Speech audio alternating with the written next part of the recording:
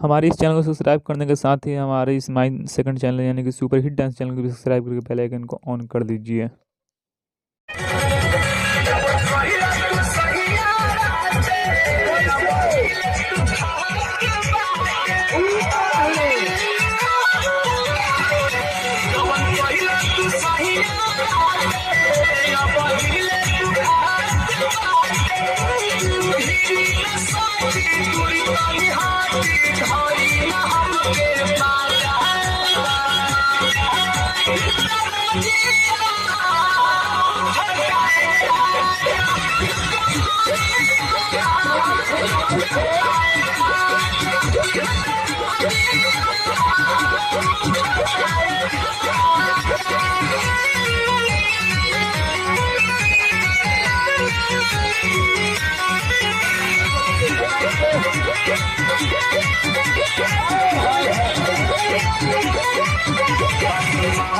धनिया के पूछी पर सनिया के मतमानी धनिया के पूछी पर सनिया के जनी पानी चला रे हरजी हम हरी राम बोलते हरजी जय महाराज पके सजाई बाजी न हो अब बाजा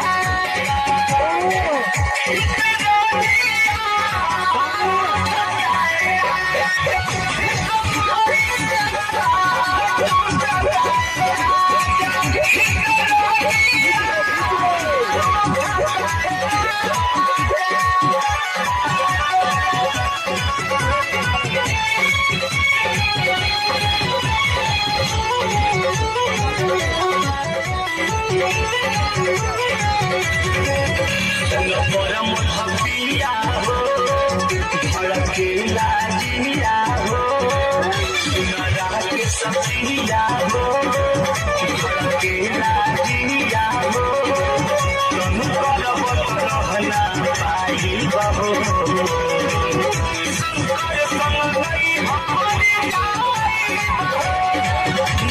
परम भाई ना समेला साइल पियल तू बारा गाजा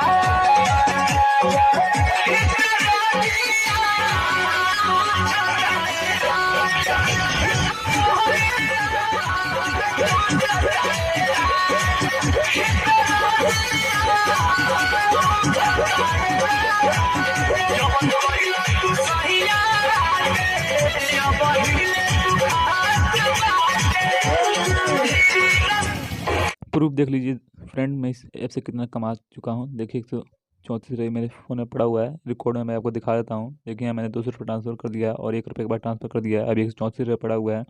ये मेरा पेटीएम नंबर है। इससे आप देखिए लिखो और कमाओ 150 रुपये। अगर आपका ऐप अच्छा लगे तो इसको डाउनलोड करने के लिए नीचे मैं डिस्क्रिप्शन बॉक्स में लिंक दे दूँगा, वहाँ से आप डाउनलोड कर पैसा आप कमा सकते हैं। आपको डाउनलोड करते ही 25 रुपये मिल जाएगा और मेरा रेफर कोड डाल लीजिएगा 00M6Z2, तो आपको 25 रुपये और मिल जाएगा। नीचे मेरा रेफर कोड दिया हुआ है, डाउनलोड करके पैसे कमाओ और